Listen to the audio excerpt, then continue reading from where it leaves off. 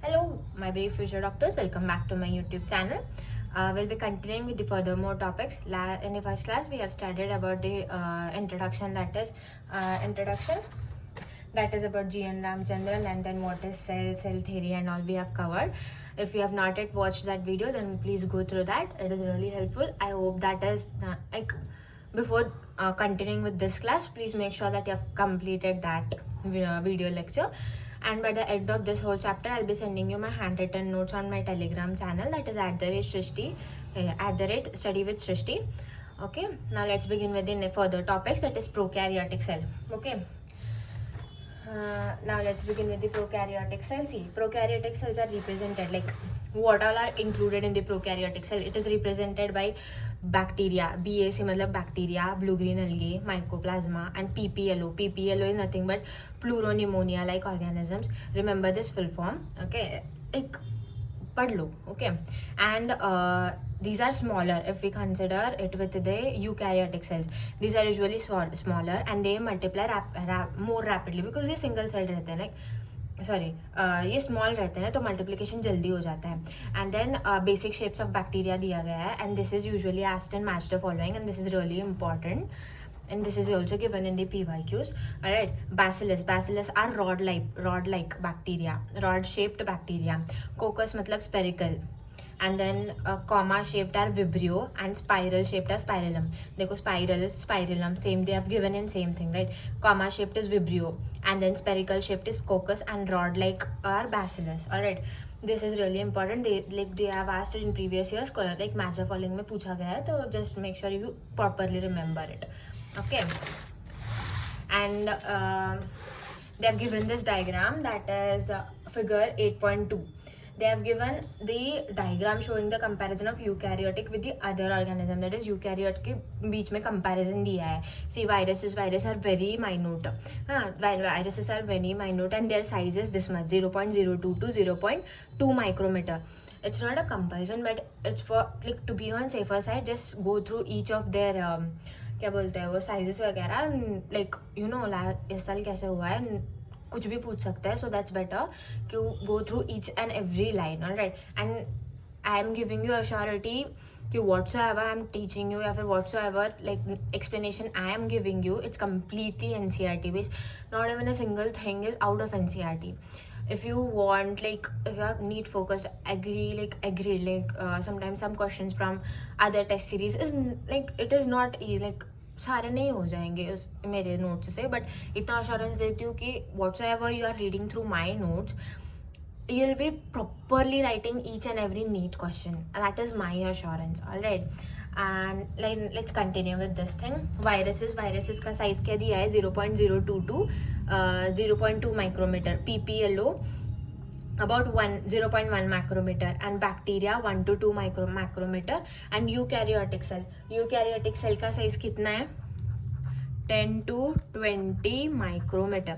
Okay, ये याद रख लो, this is really important. and this figure is this is from the NCERT figure 8.2.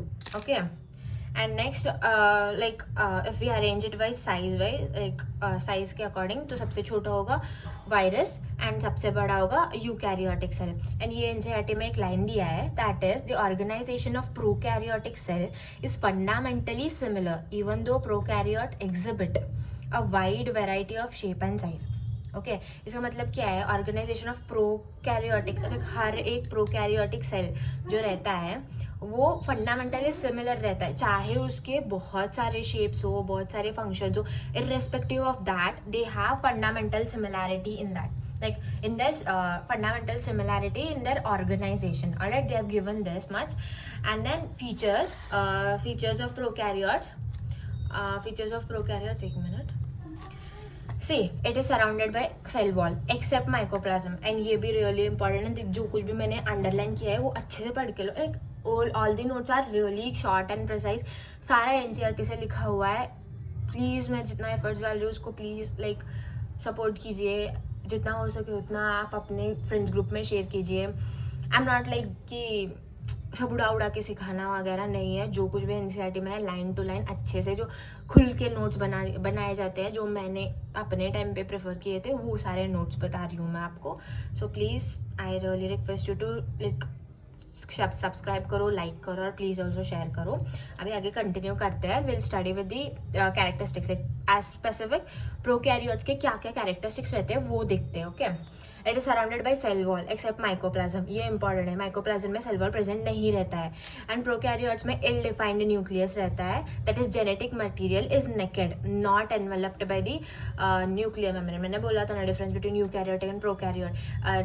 क्या बोलते हैं, न्यूक्लियर मेम्ब्रेन प्रेजेंट नहीं रहता है. It is not enveloped by nuclear membrane. यहाँ पे ill defined, no well defined nucleus रहता है. That is ill defined nucleus रहता है. एंड उसके बाद इसके अंदर एक basic property, characteristic property, unique feature क्या है, जेनोमिक डीएनए.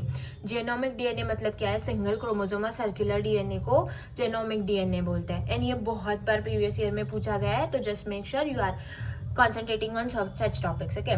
जेनोमिक डीएनए मतलब क्या है, सिंगल क्रोमोसोम और सर्कुलर डीएनए होता है. प्लाज्मिड डीएनए मतलब क्या है, इन सम बैक्टीरिया, थोड़े बैक्टीरियाज में कैसा रहता है, वो सर्कुलर डीएनए जो प्रेजेंट रहता है that is outside the genomic DNA. जो small circular DNA which is outside the genomic DNA is called as plasmid DNA. Okay. इसका काम क्या है, इट कॉन्फर्स और gives the unique phenotypic character. Okay. इसका काम क्या है, अभी देख प्लाज्मिड डीएनए मतलब क्या है, सॉरी जेनोमिक डीएनए. पहले जेनोमिक डीएनए मतलब सिंगल क्रोमोसोम और सर्कुलर डीएनए. ओके. उसके बाद क्या आता है, प्लाज्मिड डीएनए. प्लाज्मिड डीएनए सम बैक्टीरियाज में कैसा रहता है, वो स्मॉल सर्कुलर डीएनए, इसके बाहर स्मॉल सर्कुलर डीएनए जो रहता है ना, वो जेनोमिक डीएनए के बाहर प्रेजेंट रहता है, उसको प्लाज्मिड डीएनए बोलते हैं. इसका कैरेक्टरिस्टिक मतलब इसका काम क्या है, वो यूनिक फिनोटिपिक कैरेक्टर देता है. एग्जांपल इसका क्या दिया है, resistance to antibiotics.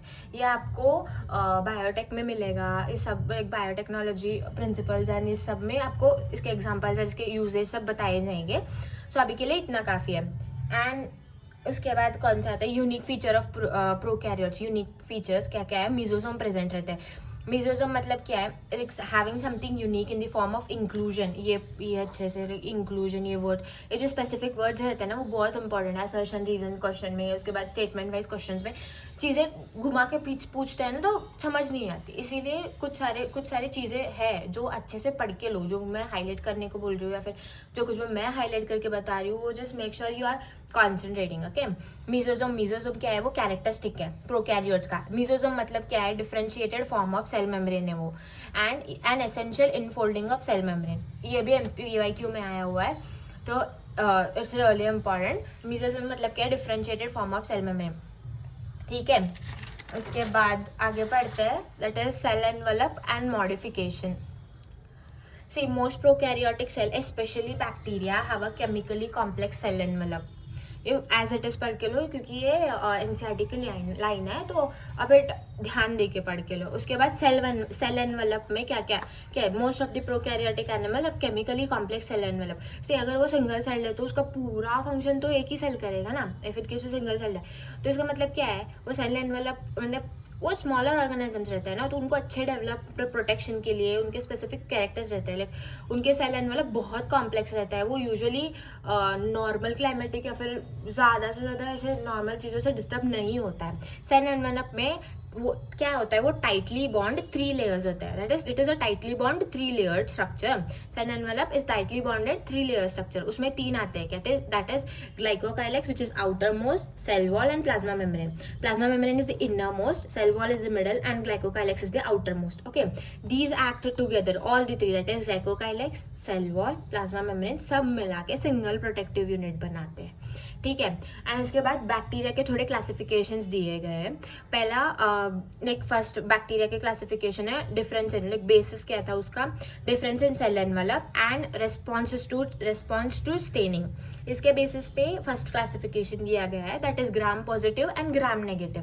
Like obviously Gram positive उसके नाम में जो पॉजिटिवली रिस्पॉन्स करता है उसको ग्राम पॉजिटिव बोलते हैं स्टेनिंग को. एंड जो नेगेटिवली रिस्पॉन्स करता है that is which does not response and it is gram negative. Okay. Now let's study each layer in detail. Okay. Glycocalyx is nothing but differs in composition and glycocalyx is the outermost layer. Okay. इसके 2 types होते हैं usually, that is slimy layer एक रहता है and capsule एक रहता है. वो किस पे कंपोजिशन और थिकनेस पे डिफर करता है. Slimy layer is loose sheath whereas capsule is thick and tough. This is present in different type of animal according to their adaptations. All right. That is एक तो स्लाइमी लेयर रहता है, slime layer रहता है, और एक capsule रहता है. स्लाइम लेयर है तो वो लूज शीट रहता है, वेयर एज कैप्सूल मतलब थिक एंड टफ रहता है. इसके बाद आता है सेल वॉल. सेल वॉल का फंक्शन क्या है? Gives shape of cell. Shape of cell का फंक्शन है स्ट्रक्चरल सपोर्ट, एंड सबसे इंपॉर्टेंट जो है स्ट्रक्चरल सपोर्ट एक देता है shape of cell. Cell wall एक रिजिड स्ट्रक्चर है तो ऑब्वियसली वो एक शेप देगा एक चीज़ को, मतलब सेल को शेप देगा, एंड स्ट्रक्चरल सपोर्ट तो वो प्रोवाइड करता ही करता है. एंड इसके बाद क्या करता है? प्रिवेंट बर्स्टिंग और कोलैप्सिंग. ये बहुत इंपॉर्टेंट है, पीवाईक्यू में पूछा गया है. उसके बाद नेक्स्ट आता है प्लाज्मा मेम्ब्रेन, जो इनर मोस्ट रहता है, वो सिलेक्टिवली परमिएबल रहता है. ओके, उसका फंक्शन क्या है? Interact with outside world. समझ आ रहा है? आई होप सो आपको समझ आ रहा होगा.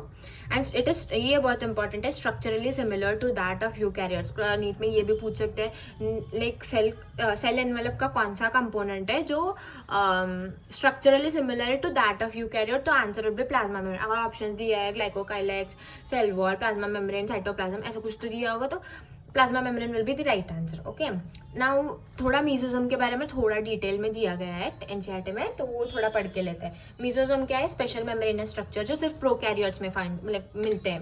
ओके, वो extension of plasma membrane into cell. ये इनटू जो वर्ड है ना वो भी अच्छे से extension of plasma membrane into cell है. एंड मीजोसोम के 3 टाइप्स है, दैट इज वेसिकल, ट्यूब्यूल और लैमेले. ये भी पूरा एनसीईआरटी में दिया है. वेसिकल मतलब ऐसे सैक टाइप रहते हैं, ट्यूब्यूल मतलब ऐसे लॉन्गर, एंड लैमेले मतलब ऐसे वो आता है ना वो ऐसे इधर दिया है ना मैंने ये वाला स्ट्रक्चर. इसके स्पेसिफिक फंक्शंस है वो भी एक बार पढ़ के लो, एंड इट्स रियली इंपॉर्टेंट. ये वाला तो सबसे ज़्यादा इंपॉर्टेंट है, लास्ट वाला. देखो, सेल वॉल फॉर्मेशन में हेल्प करता है, DNA replication, respiration, secretion process, increase in surface area of plasma membrane and enzymatic content. ये सब इसके फंक्शंस है, इसके मीजोसोम के फंक्शन है. ठीक है, अभी आगे पढ़ते हैं.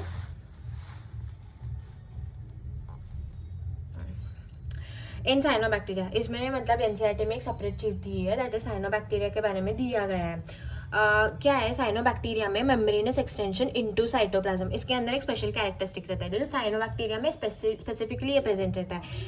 क्रोमैटोफोर्स करके एक चीज़ रहती है, वो पिगमेंट कंटेनिंग रहती है. ये this is main thing, it is really important. Cyanobacteria में क्रोमैटोफोर करके एक रहता है जो पिगमेंट कंटेनिंग है, वो मेम्ब्रेनस एक्सटेंशन इनटू साइटोप्लाज्म है.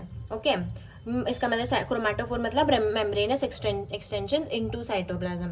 एंड और एक टाइप का क्लासिफिकेशन दिया गया है बैक्टीरिया में, that is motile and non motile. Motility usually flagella और सीलिया के प्रेजेंस पे बताई जाती है. ओके, फ्लैजिला जब प्रेजेंट रहता है तो वो बैक्टीरिया मोटाइल कहा जाता है. ओके, फ्लैजिला मतलब क्या है? बैक्टीरिया शो अ रेंज, मतलब flagella bacteria show a range in number and arrangement.